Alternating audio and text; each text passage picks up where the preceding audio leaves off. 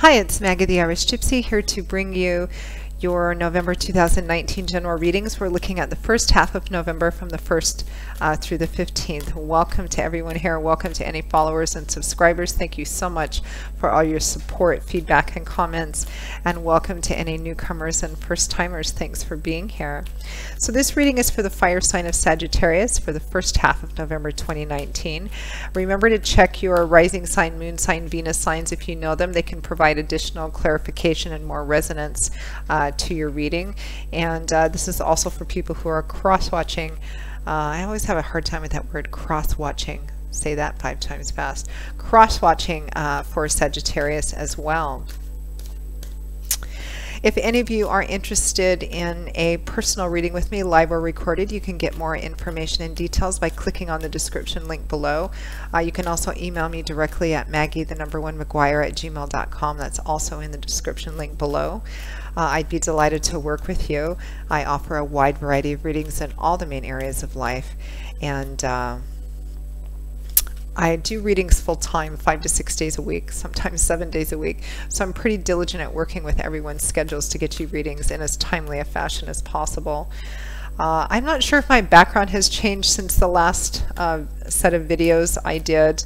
I'd have to go back and look at them to see. I just returned to Poland from North Africa. I was in Tunisia the last couple of weeks kind of exploring there, so I'm back in Poland where I'll be for the next couple of weeks before I return to the States for a while. One of the drawbacks of traveling so much is I never really know what my background or lighting is going to be like, and today it's a blank wall, so you'll have to deal with that and staring at my funny face. Okay, so let's get right into this reading for the fire sign of Sagittarius for the first half of November. Okay, Sagittarius, let's see what the first half of November has in store for you. I am using the Gilded Tarot by artist Ciro Marchetti. All right, Sagittarius, we have the High Priestess, followed by the 9 of Wands. We have the Queen of Swords, followed by the Ace of Swords. And from the bottom of the deck, overall energy and guidance is the Knight of Cups.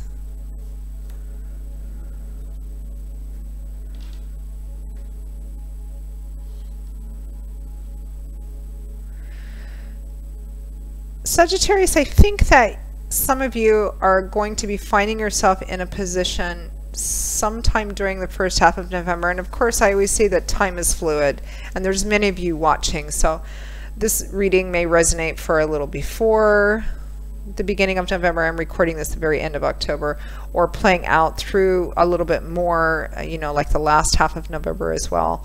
The intensity may vary, but I feel like a lot of you are in a position of like helping someone else or guiding somebody else through something difficult.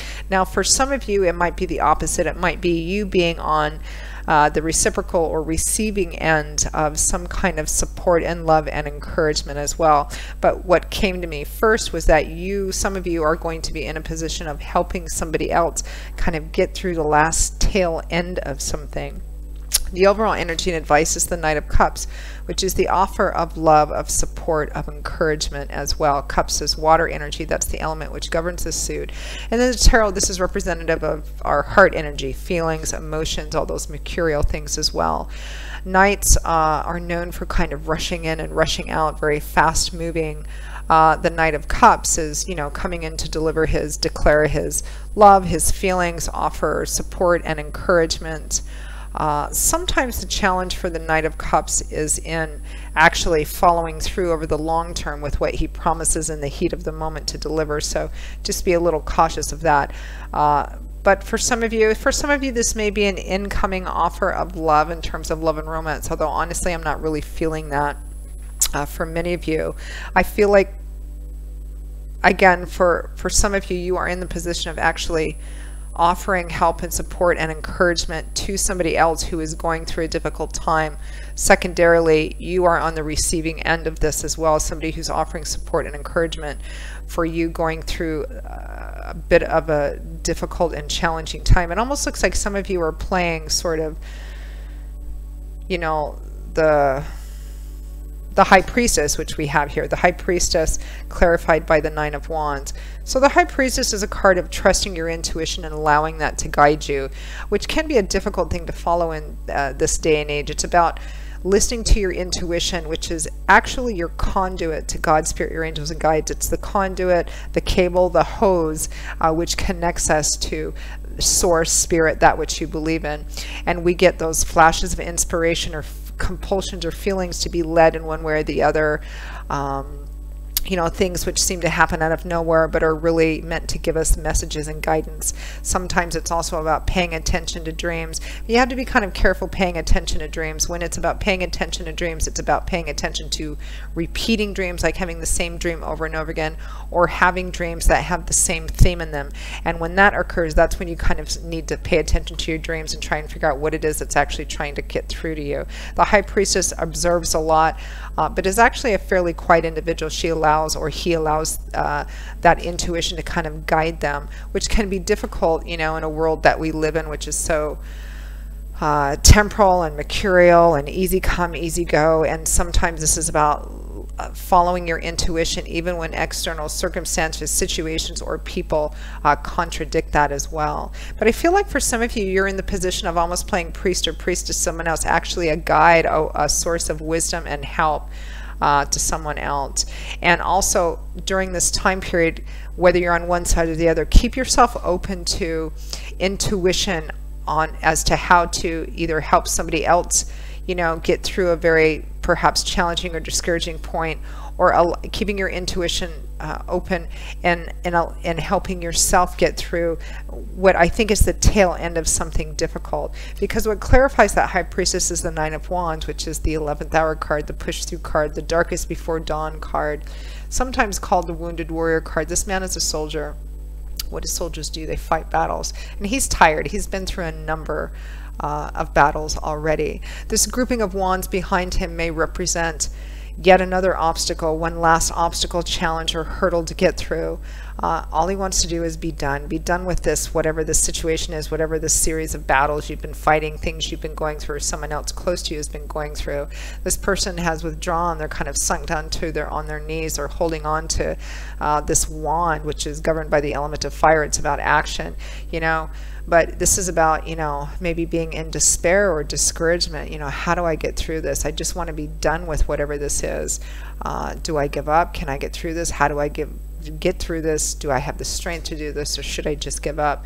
You know, it's often a card that represents, you know, wrapping up the tail end of something that you're very close to the end of, even if you can't see it. Because in the tarot, tends to represent cycles coming to an end or a completion point.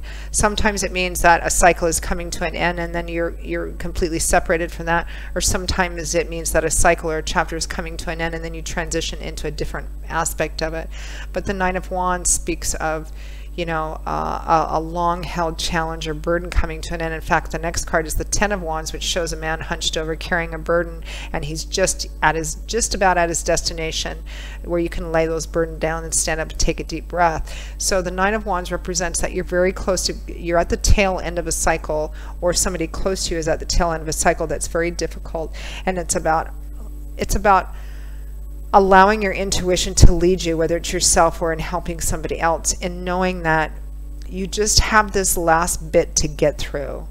You know, like if it's in a relationship issue, perhaps the relationship is coming to an end, perhaps you're going through a breakup period and it's difficult and it's challenging and you're wondering, how do I get through this? Is this the way it's always going to be, etc., etc., fill in the blank. But it's about letting your intuition, because there's a sense of inner knowing inside of you that this isn't the end, you just have to get through this. And this can be also what you're being put in a position to help somebody else get through as well. And what else you're going to find helpful too is actually using mental acuity, mental clarity, and looking at the facts of a situation too, which is going to help either yourself if you're the one going through this difficult situation, or someone close to you, because we have the Queen of Swords and the Ace of Swords next. Now the Queen of Swords, she's sometimes called the divorced woman or the widowed woman.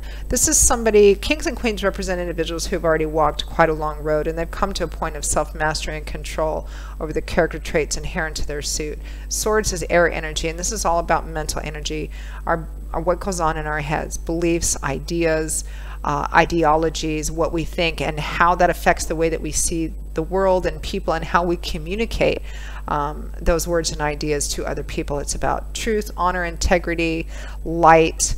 The Queen of Swords, she's sometimes called the divorced or widowed woman because she has a long road behind her already, and it hasn't been an easy one. She doesn't suffer fools well. She doesn't have a lot of tolerance or patience for BS. She has this sort of truth of clarity. It also crowns her head, where she can kind of see it coming a mile away, and she wants to be very truthful and direct and upfront. She doesn't like to spend a lot of time kind of being off in too much, you know, emotional wishy-washy stuff. It doesn't mean she doesn't have feelings. She feels just as deeply as anybody else, but she's been through enough to know, to be able to see, to kind of cut through all the extraneous emotions and BS to see what's absolutely true. And she uses her mental acuity and seeing the truth of a situation, even if it's difficult emotionally, which is what's going to help get her through. Sometimes the Queen of Swords has, if she has a challenge, it's sometimes in not allowing some of the difficulties of the path that she's walked, you know, make her bitter or hard or jaded or cynical as well, because she's sitting right next to the High Priestess. So this is about using a combination not only of intuitive knowing, intuitive compassion, but also foresight and seeing what is the absolute truth of something, which is further underscored by her clarifying card, which is the Ace of Swords. And this is the kind of the sort of truth that comes in and cuts away all the fantasy, illusion, emotional stuff, and it exposes the absolute reality of something. This is actually the way that it is, which, even if it's emotionally difficult, presents us with an opportunity to create a more healthy reality for ourselves. So the Ace of Swords comes in and it gives you that epiphany, the light bulb going off on your head, the veil is lifted, you get a new idea, or you see something in the clarity in a way that you haven't seen it before, and it's absolute clarity, which gives you the opportunity to deal with it in a way where, I mean, emotions can really cloud things and makes things difficult. The Ace of Swords comes in and at least momentarily or temporarily pushes that aside and allows you, gives you this space of freedom where you can see something for what it really is and actually make decisions based on that, which are always, almost always in your best interest or higher, greater good for you or another person you might be helping. And that actually helps kind of balance out the difficulties that emotions can bring. And, you know, oh, I feel like giving up, I'm so discouraged. So I feel like for some of you Sagittarians, you are going to be put in the position of being this High Priestess, Queen of Swords, Knight of Cups to someone else. For some of you, it might, you know, who's going through a difficult and challenging time, but they're kind of in the tail end of it. So the end is in sight for this challenging period. For some of you, it might be you in this difficult and challenging period, and someone else, maybe even an air sign, Aquarius, Gemini, Libra, is in the position of helping you actually see this situation with more practical clarity, which is actually going to help kind of combat or offset, balance the emotions which can make things difficult and also keep us in situations that are unhealthy longer than we need to, simply because our emotions are kind of running the show. The Queen of Swords doesn't do that. So whichever end you're on, you're either helping or being helped. You're also going to be offering or being offered the opportunity to use reality as a tool to cut through emotional stuff to move forward in a better and more healthy way, or for someone close to you. Maybe some of you are going through a breakup or helping someone go through a breakup or an ending of some kind. I mean, it could be, you know, the loss of a job or something of that sort too. Let's clarify what this Nine of Wands is. this challenging, you know, I feel like giving up, but it's actually, you're so close to being at the tail end of something, being able to lay that burden down. We have death and the Three of Swords. So it is about an ending, heartbreak, heartache, perhaps a breakup, perhaps a love romance relationship that's broken up for you or someone close to you. It could be actual, you know, physical death or loss of someone, condolences if that's the case, you know, the loss of a job. It's the loss or ending of something which is causing emotional pain. It's either you going through it or someone close to you going through it. But there's an opportunity here.